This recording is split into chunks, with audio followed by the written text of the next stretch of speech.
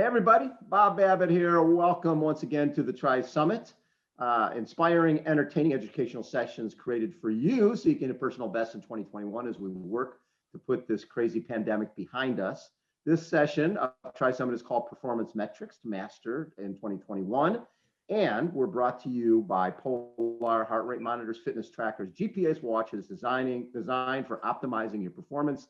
With us, 2016 Olympian, 2019 ITU world champion, Katie Zaferes, and her longtime coach, Mr. Joel Filliol. How you doing, both of you guys? Yeah, great.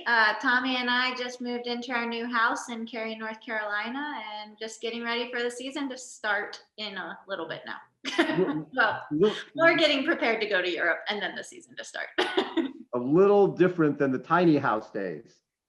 It is a little bit different. It is, I have to say, it is very nice to have not just the space, but just have like a home with all of our stuff in one place and like, you know, probably standard things everyone else is used to, but for us, it feels like bliss. It's awesome.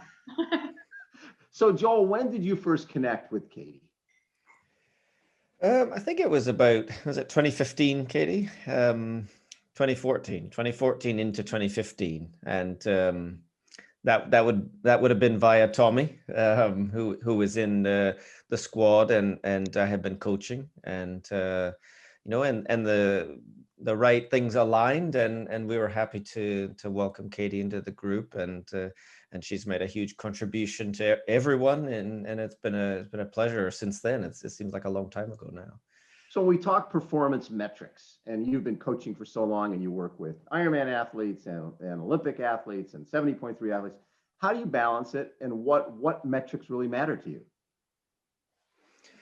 Yeah, I mean, it's evolved a lot, I can say, in the years, and I think even the cloud-based programming that we're using, and having the devices that now auto upload has been really a revolution. I mean, we used to have to chase after files and data. The athletes have to manually send us files, and we'd have to upload them and have a look at them individually. Whereas now that they're all pretty much auto uploaded into the cloud, and then I can look at them from anywhere. And we really start with the basics. What is the time, the distance, and then looking a little bit closer at what is the intensity that we achieve during the sessions relative to what we planned. So we start simple and we grow from there. So Katie, what do you look at? What is there? Are there certain things that matter to you after workout? After the workout, so what I like is that just like my Polar Advantage, that it's just collecting all the data during my runs, during my swims.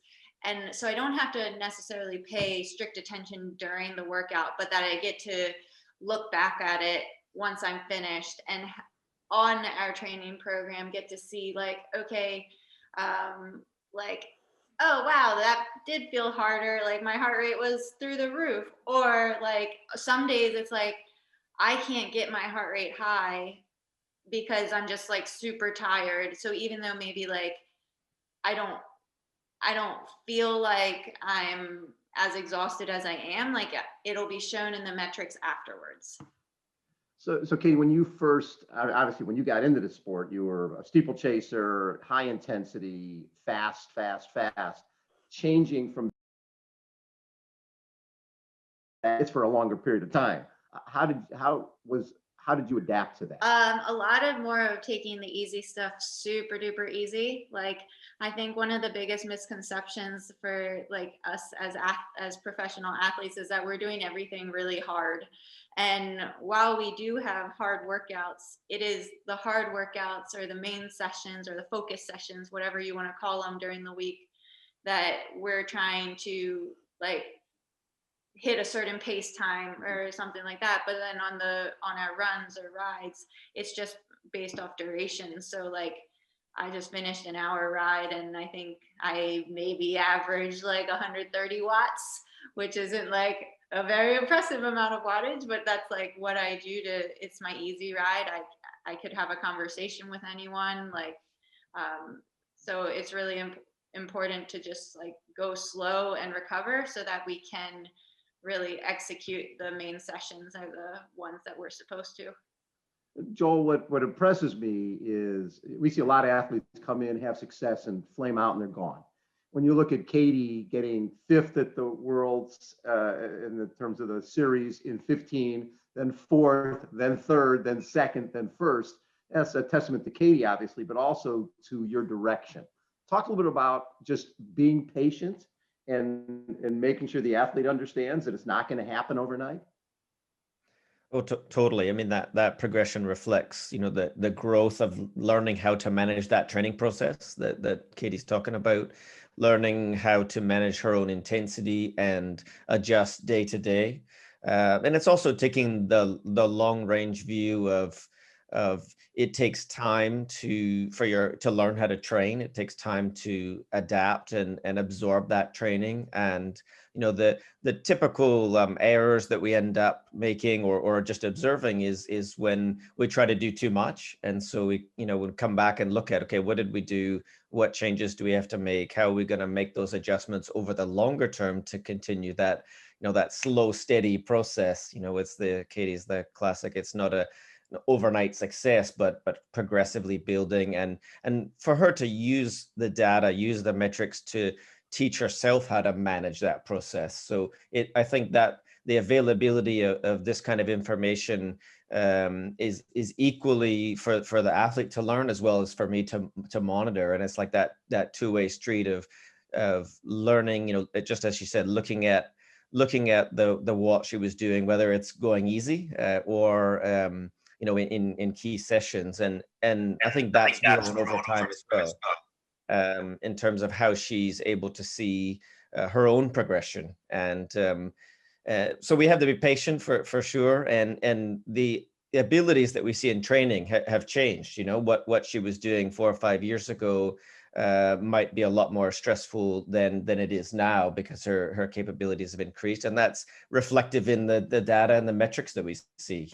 We might see even as something as simple as perceived exertion change, or ability to put together longer blocks of training without really feeling like she needs a rest. And we're able to look at that, whether it's through stress scores over time, or that the concept of chronic training load, the ability over time to do that and be able to recover from it. So we're looking at all that stuff, and we've seen it evolve and change over those years. And it's one of those things where we have to stay in the moment. We have to, what can she do today? What's the right training for today?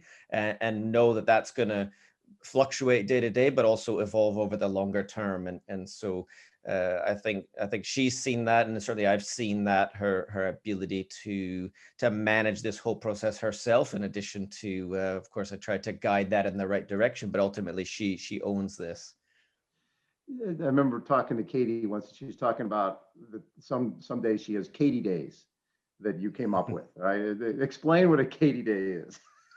a Katie Joel? Special. No, you go ahead, Katie. What's a Katie day? So Joel and I realized that it was particularly in the swim, but it's also managing it throughout like the weeks of training. So Katie Special or Katie Day could be having a run to myself away from Tommy, making sure that I get some separation from my main training partner and also spouse. But also it was particularly in the swim, because I guess I could do the load of swimming that we were doing, but like the mental energy that it was costing me to stay engaged. So like I would have more swims that just were kind of like flat, or Joel would just be like, all right, I think we're done for the day. Like I'd basically get cut off at a certain point.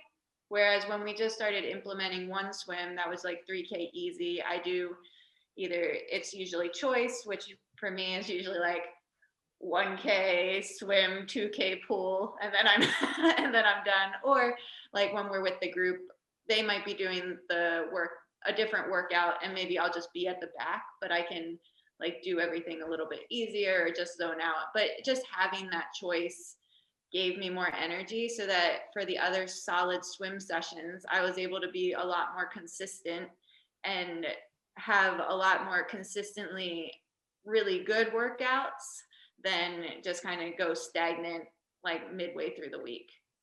So Joel, it used to be as a coach, it was sort of a one size fits all. Here's our workout, and this is what you're doing. And you've probably lived through that yourself as an athlete. Talk about how you've had to adapt, because athletes are all different, and so like they need a Katie special. Talk a little bit about how you figure out what athlete needs what.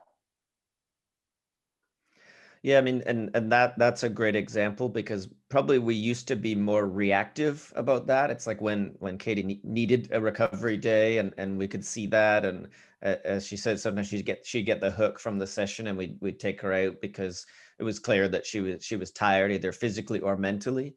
And I think how that's evolved in Katie's case is able to predict or anticipate when we might need those kind of days, and so we're not wait for them to happen, but program them in. And that's very individual. I mean, there's other athletes that have a similar approach, but equally it doesn't apply to everybody. I mean, I don't think there's not a Mario or Vince day that they have, but so it's understanding the athlete and what's the right physical and also the mental load, because as Katie said, sometimes it's the mind that needs a break and that needs a bit less, and certainly in that case everyone is different, and that's what we tried to get right, this concept of the right load at the right time for each person. It's a moving target, it varies, so we do have to pay attention and react, but also anticipate, based on what we've learned over time for each athlete. How do we get it right for them? What changes might they need? Even though the big picture is often, maybe it's 90% the same, but that 10% really matters to get that right, and it makes the difference. We're maybe training for the same event, but the 10% that's different can make all the difference in terms of how ready the athlete is to perform, how much they're recovering compared to each other, and how they adapt to what is, broadly similar training stress, what individual differences can really make the difference for their performance. So this year, obviously with COVID, having camps and being able to look people in the eye and see where they're at is difficult. It's not quite the same on Zoom.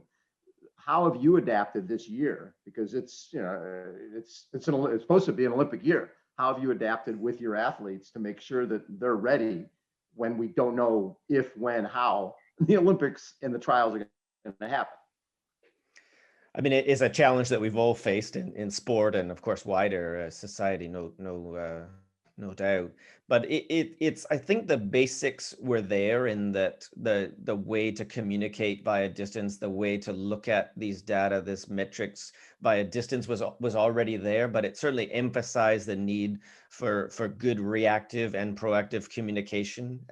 What's different for Katie and I over the last year is not having as much FaceTime of those little adjustments on deck. I mean, I'm not there to give her the hook from the pool if she needs it. So it does also place a greater responsibility for the athlete to make decisions for themselves, and to recognize when they need to make a modification and when they need to make a change, and certainly encourage that kind of ownership. I mean, certainly that's part of my process is the athlete learning how to manage that process themselves has been a long-running theme, and every person is different where they are in that process, but this period certainly is that's more important, because those fine decisions that we make on any given day help us avoid the typical pitfalls we're going to have, are overtraining for recovery, picking up little niggles that can become injuries, or small illnesses that can become bigger ones, and it's the fine adjustments for that. So it's that empowering the athlete to make those decisions, and it's monitoring how things are going, and try to anticipate what training load is going to be right for this moment. And via distance, what we found, I think with Katie, but other athletes, is we might build in a buffer with the training load, that if we're on deck in person, maybe we'll push the limits a little bit more, but via distance, I like to let's let's bring it down 5%, and it might not seem like a lot, but just enough that if the fatigue starts to creep up, that we're not quite near the limits that we might have been in a training camp. And it's also recognizing that if she's training alone, sometimes that takes a bit more energy, or just with Tommy, it might take a bit more than following along in the back of a bigger bike pack, or sometimes being the caboose at the end of the swim lane. You can just zone out and follow the feet of the others, where if you're only swimming solo or with one other person or two other people, it takes a bit more energy. So we have to take that into account. So it's again this concept of the small things, but they make a big difference. And we just need to keep track of how she's doing, how she's progressing, and pay close attention so we can adjust as we need to. So Katie, with in 2019, besides winning ITU Worlds, you also won Super League, and you were also doing mixed sprint, the mixed relay. So as you guys have this partnership, and it's like, okay, I'm doing sprint distance races, I'm doing Olympic distance races, I'm doing super sprint distance races, I'm doing things that have never been done before, swim, bike, run. As a team, and Katie, you can address it. How did you guys address this? Because this is like saying to somebody, you're going to run the 1500 meter, and you're going to run a 5,000, and you're going to run a 10,000, and you're going to be great at all three of them. Well, luckily Joel's program is super conducive to pretty much any type of racing. I would say maybe I wouldn't be ready for an Ironman, I don't think. And obviously like half Ironman would take a little bit of change up, but all the styles that I do in this moment, like I feel very prepared for and ready for, based just off of the training that we typically do for ITU racing. And we'll tweak that a little bit, but it's not really substantial tweaks. It's like maybe for Super League, we have a few more bricks, or like things to make sure that all those little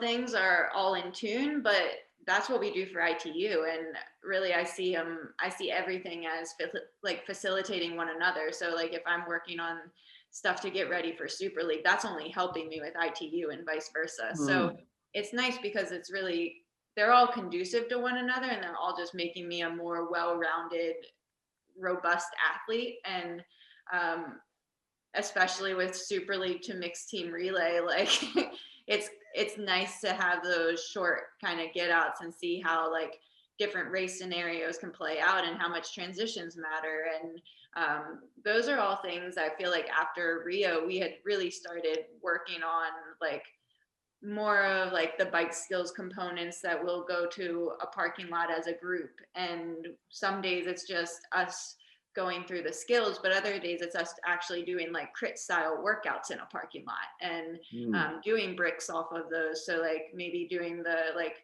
I don't remember how long it was, but like a 5-minute effort multiple times, and then doing like even as little as a 1-minute run off, or like as long as a like 3 to 4 minute run off. But all of those things are just working to make us better for any type of racing.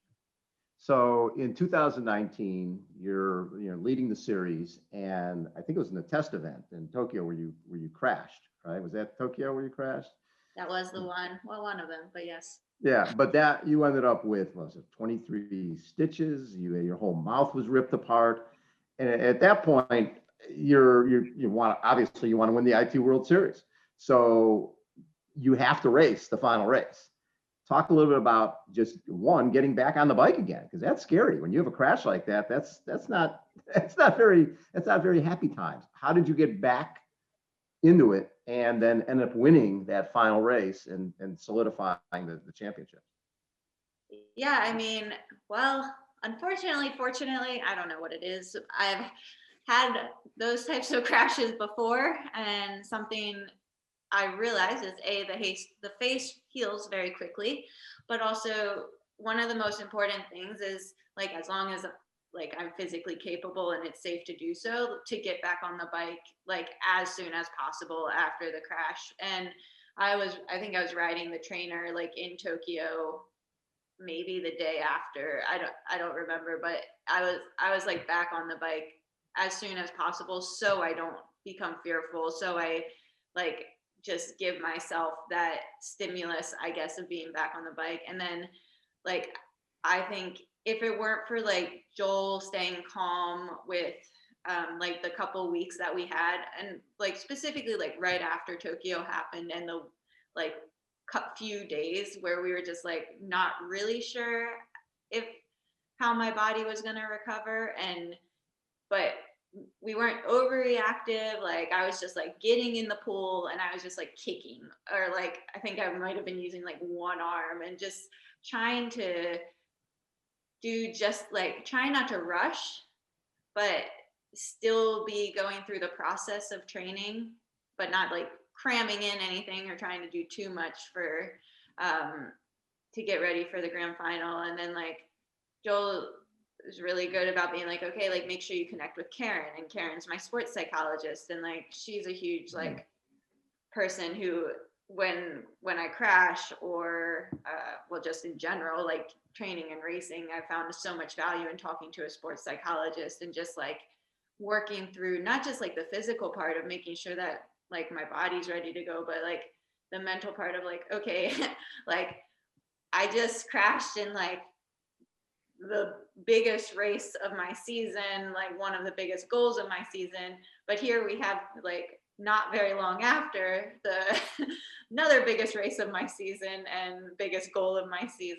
And like Joel's calmness kept me calm, where it wasn't like, I don't even like, he didn't even say anything about like like you have to win the World Series, or there was like no pressure of like what my result was going to be. It was the focus on like the ability to race and what my goals within that specific race would be, and just staying really in the moment, not so much looking at like, well, if you don't finish 14th, then you lose the world championship. Like it was never focused on that part. It was just like, okay, what can we do to put myself in the best position to be in a good spot by the time I get to Lausanne?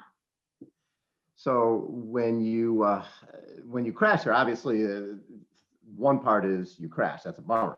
But the other part is that's where you wanted to qualify for the Olympics. That was it, right? And your whole season was geared towards that. And so now, what is the path? Do we know what the qualifier is going to be, or if there's going to be a qualifier? Yeah, so my understanding is that it's basically the same as what 2020 would have been, except a year shifted. So for us, it was the Olympic test event was the first potential qualification event, but then the second automatic qualification event was going to be Yokohama in 2020, and now it's Yokohama in 2021, and then there's a discretionary spot available. And at Yokohama, in order to automatically qualify, it's the first American on the podium, and then that discretionary spot. Love it. Okay, so has it been difficult for you through this whole COVID thing, not knowing if there was going to be, every day it's, is there going to be an Olympics, or is there not going to be an Olympics? How do you stay motivated to train when you're like, well, what am I training for? Well, I honestly think I struggled with it more maybe last year. I mean, I was always very thankful that like last year they postponed the Olympics rather than like outright cancel the Olympics. I think that would have been a lot harder to swallow. Yeah. But last year it was just harder because it was like, do we manage the energy, because we still had some racing that happened in 2020. It's like, do we manage our energy, as like Joel was saying, for me, like the mental energy part is huge, also with the physical. And like, am I getting ready for this 2020 season, or am I getting ready for Tokyo 2021? Because it's a big difference. And ultimately the focus was on managing my energy through 2020, making sure that like I kept moving, kept training, was like getting ready for races, even though like they were really up in the air, and then like getting to Europe and getting to my process. But I learned a ton during 2020 of like what I needed to perform best in a COVID situation, which is probably not being in like the comfort of my parents' home for like 3 months out of the year. And like as soon as I went to Europe and was with it wasn't even like our full group, it was like the miniest group ever, and all of them were guys.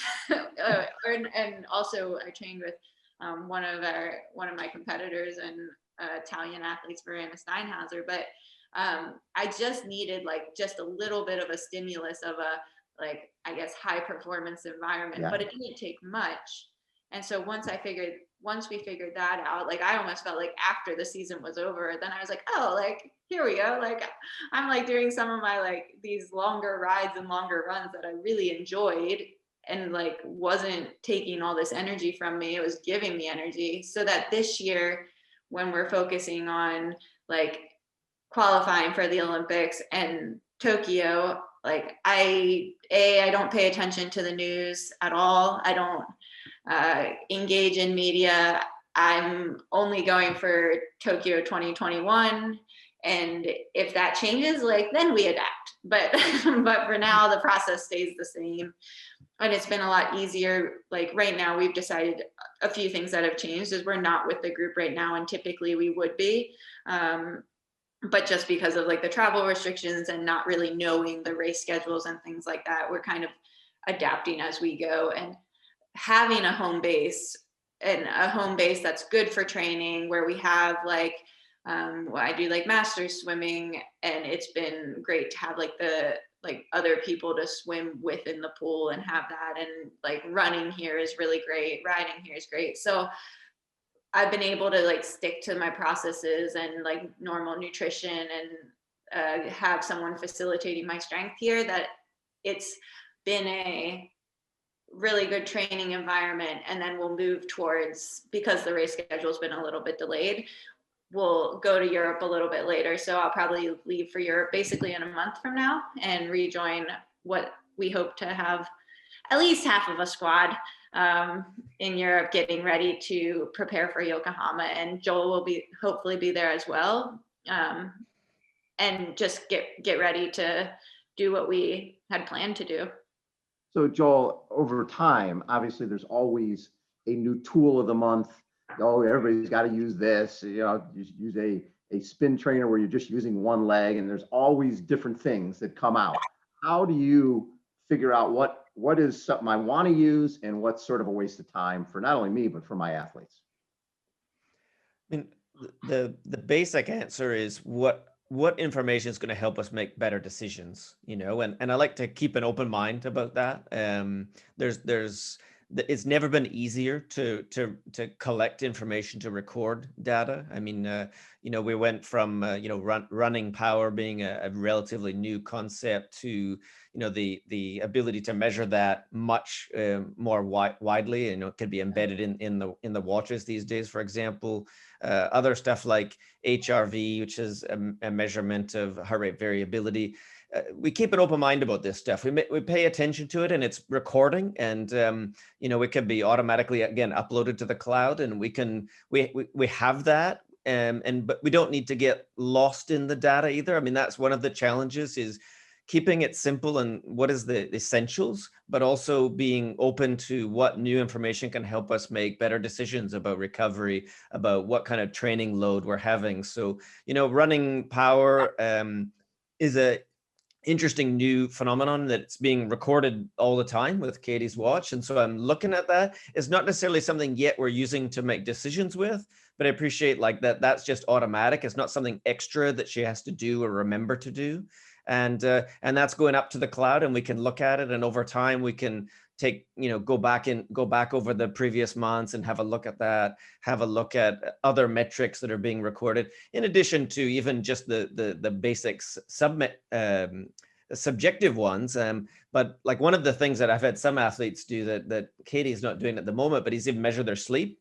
And have that be automatic. So there's like another area. If we have some athletes that maybe they don't have as good sleep hygiene as Katie does, so they're shutting down their devices, they're not putting them on night mode, that kind of stuff, and maybe they don't sleep as much. And we never had better awareness of the importance of sleep for recovery. So for those athletes, monitoring that, measuring that can be really powerful, because it puts a number on it, and it allows them to be accountable for, okay, am I getting enough sleep? What is the quality of your sleep? So there's another area. And again, I appreciate the fact that this stuff is more automated, is just really powerful for the consistency of that kind of data. Because again, going back to the old days of when you had to, remind athletes to download the data, and then we would have to collect it in Excel or something else like that. I mean, having all that stuff in the cloud, and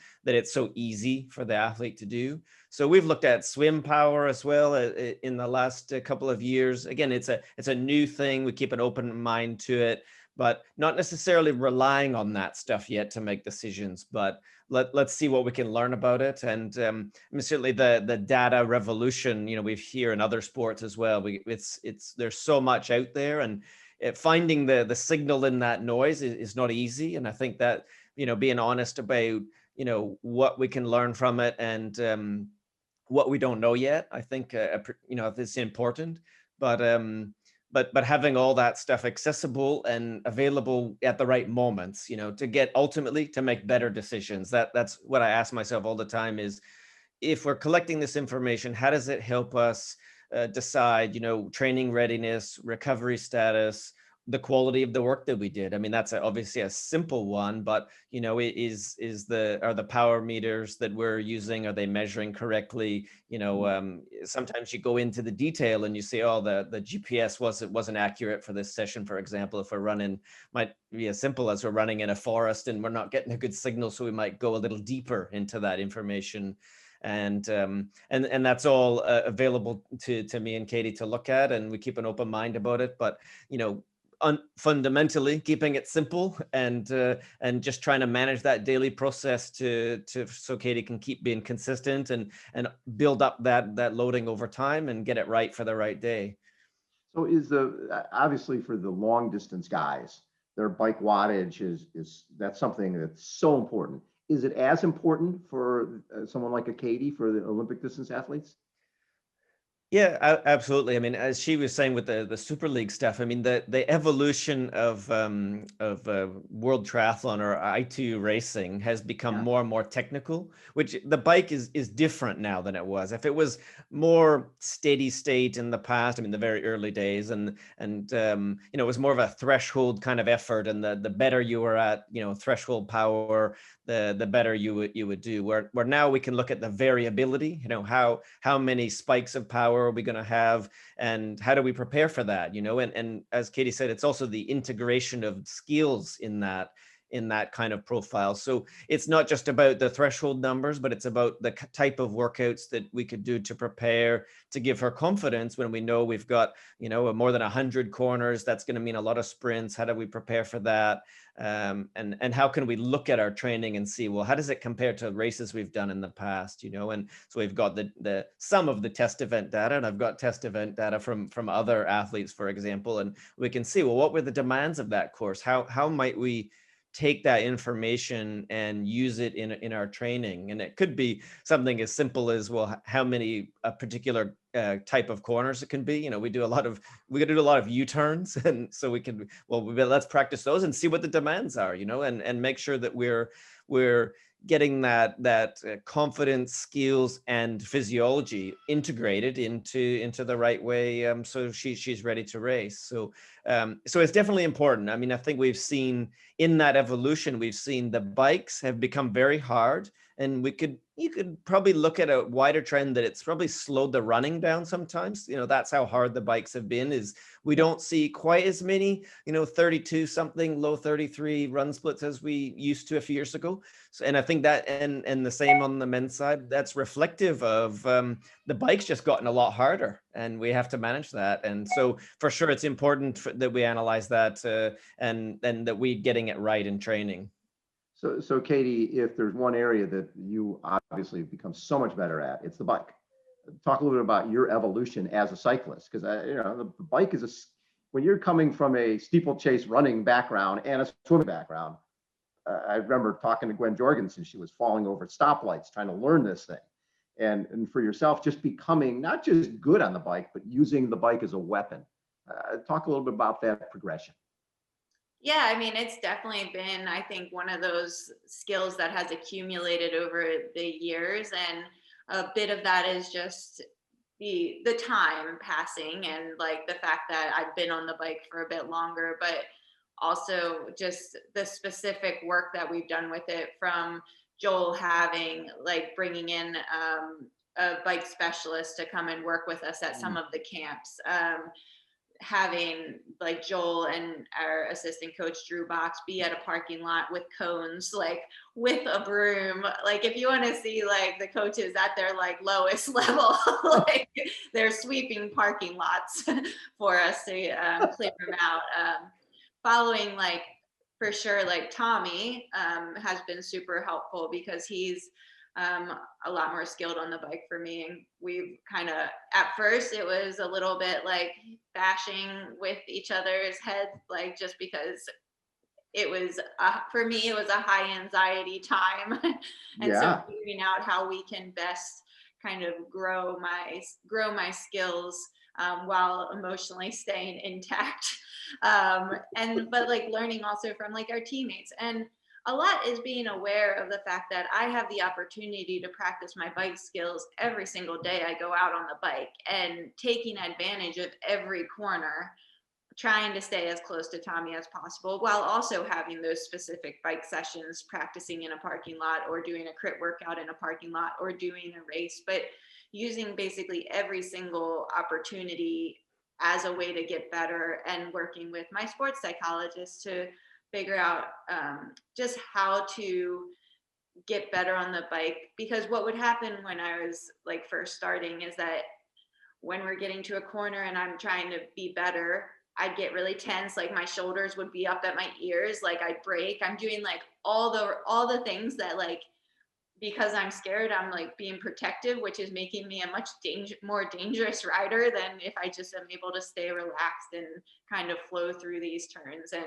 learn the braking, learn how to like go in and out of corners. And it's something that's like, I think about every single day that I'm on the bike out on the ride with Tommy, like trying to be better, trying to kind of feel the rhythm of the ride, I guess, in a way. And also with Karen, we did a little bit of visualization for races, but also just different sessions just to work on relaxing for the bike and just like having clear intent on what I wanted to specifically accomplish for the race on the bike, but also in training to be able to relax and feel confident and feel safe. Because I think I would have always labeled myself as and described myself as like, oh, I'm not good at the bike, or I'm not skilled enough.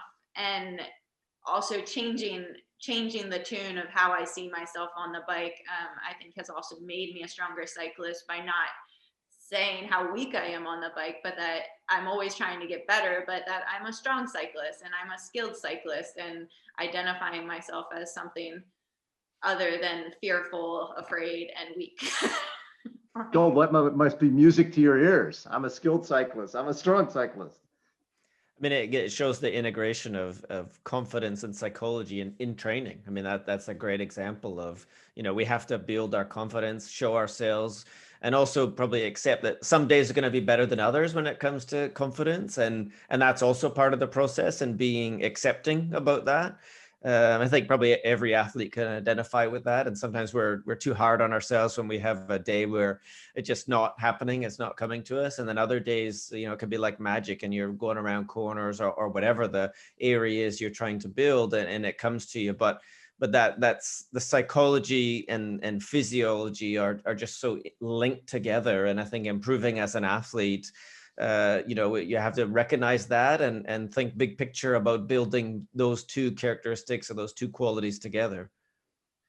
So Joel, going into Rio, Katie's like number 4 in the world, and ends up not having the race. Obviously, either of you wanted there, 18th at Rio. What did you guys come away with from that experience? Because the Olympics, I remember talking to Frank Shorter once, an Olympic gold medalist, and he said the problem most people have is they go to the Olympics thinking they need to be Superman on that day. If they do what they normally do, they'll usually have a great day. What did you take away from that Olympic experience for Katie? I mean, there was a number of factors. I mean, it was in one way defined as the build up that she needed to qualify to be selected was early in the year. And And probably in hindsight after that, we might have done some different things. I think she was just a bit overloaded, and the whole buildup of the emotional, physical, the training that she had to do for that nomination. And probably we could have taken a bit more rest after. So I always kind of learn from what could I have done differently to be ready then to go again, and not that long ago. So some of that is just the nature of later selection. But it's also where probably she is as an athlete, if you think of her readiness and her adaptability growth from then to now. And now it's not the same situation in terms of kind of how we're looking at it, but it is a later selection. She has to be nominated, but we'll have learned from that process. So, but where she is as an athlete, we've kind of learned so much through those 4 or 5 years. That we would probably get the training load a bit better, and her readiness to deal with that situation, the race situation. I mean, you've got to come at it with great energy and confidence and get the training load right going in, and those were some of the challenges for Rio that probably we saw a performance that wasn't reflective of Katie's best level. But then we've seen, as we said, since then, year on year, getting better and better and more adaptable to different situations, more able to handle the training and the total build-ups. And so we're in a much different place than now. And, as Katie said, this year is different that from 2020, obviously, but even just from a timing point of view, last year this time we had prepared for Abu Dhabi, and it was right around now that we learned that we weren't getting on the airplane to race. And for 2021, it wasn't a matter of just repeating the same program, because as Katie said, we're not really going to start racing now till the middle of May. And so we've got to adapt that formula, and it's not a matter of just applying what exactly the template we learned. It's on one hand, we refine that year after year, and it was just a matter of the finer details. But now it's stepping back, looking at the bigger picture of the principles. Okay, how do we get ready for a race in May now without those buildups? And how are we going to manage that much longer period of time? Sometimes more time is good. Sometimes you can overdo it, and that's the challenge that we have. And so we have to have the discipline to pause a bit, to take it a bit slower, but still be building in that direction to get ready to fire in May, and then again at the end of July. So Katie, hopefully you'll be going to your second Olympics, and when going to the Olympics, if you're going to be there, you might as well come home with a medal. And if you're going to get a medal, why look up at anybody? You might as well be at the top. Knowing you as a person, I know you're going there to take that top spot. Talk a little about what it means to you potentially to go to your second Olympics and come away with a little hardware. Well, I think for me, it's been a lot about, I see Rio as like one of the most impactful defining moments of my career. So even though I was like very disappointed, it probably shaped every year since then, because I think from before Rio, I saw myself as like, oh, I'm just getting into triathlon, and I still consider myself relatively new to triathlon, but I didn't really take any ownership in, I would say, in my training or like working on specific skills, or I was just I feel like I was more passive and less engaged, and I would go to races more fearful. And since then, it was kind of like a learning process of like, I mean, I remember before Rio, I think it was the test event, probably not the Olympics, but everyone had talked about this like really steep uphill that's on the course. No one had talked about the downhill. And when I saw the downhill, I cried. And I like basically like forgot all the things I'm capable of and all of my strengths. And I was just solely focused on this downhill that I'd identified myself as like not being able to do or not feeling confident in. Like fast forward to 2019, like I crashed 2.5 weeks before Lausanne, which is a pretty technical course. And they had like downhill straight into a corner, like felt like there were tons of barriers, and people were talking about like the barriers feet. And I'm like, am I just being really sensitive to this? Anyways, that's not the point. But my different thought approach was, okay, well, if I need to be a little more conservative on the turns, I'm strong enough to catch up on the flats. I'm strong enough on those hills, and it was a different mindset from like a place of weakness and like passiveness to like, okay, like, yeah, I still need to work on things, but like, this is not like, the race is not the time to be focusing on all the weaknesses. Like the race is the time to focus on my strengths. So I think all of the things that I've learned, like through like the mental part of things and the physical part of things that we've just been working on, like since Rio, before Rio, everything's accumulated. And I always consider myself an evolving triathlete. Like that's one of the words I like to describe is this has always been an evolution. And this has what has prepared me for Tokyo. And this is what makes me feel confident that I'm going into Tokyo with such a greater awareness of like what an Olympics feels like, knowing that this one is going to be completely different than that one, but like also just I want to be focused on the race. I'm focused on having the best performance of my career there.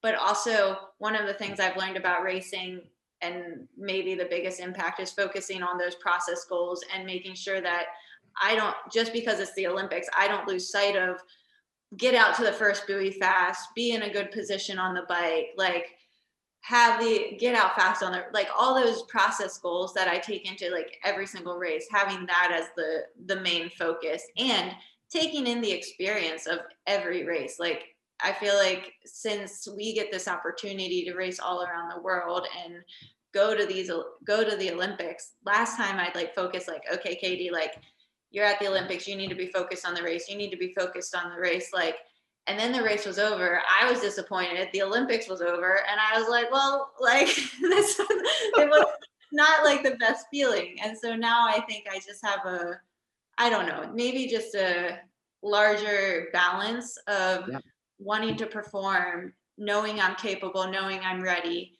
and being able to enjoy it too. You're the best. Hey, Katie and Joel, thank you so much for taking time. I could go all day with you guys. It's really, really fun to chat with you both. Thanks so much. Thank you. Thank everybody for tuning in for this session of Performance Metrics to Master in 2021. Thank you to Polar, our presenting sponsor for the session. And the next session of TriSummit is coming up just a bit. It's called Take Virtual With You with Heather Jackson, Coach Ryan Bolton, and sports psychologist Colleen Sager. Thanks everybody for tuning in. Joel and Katie, you guys are the best. Thank you so much. Thanks. Thank you.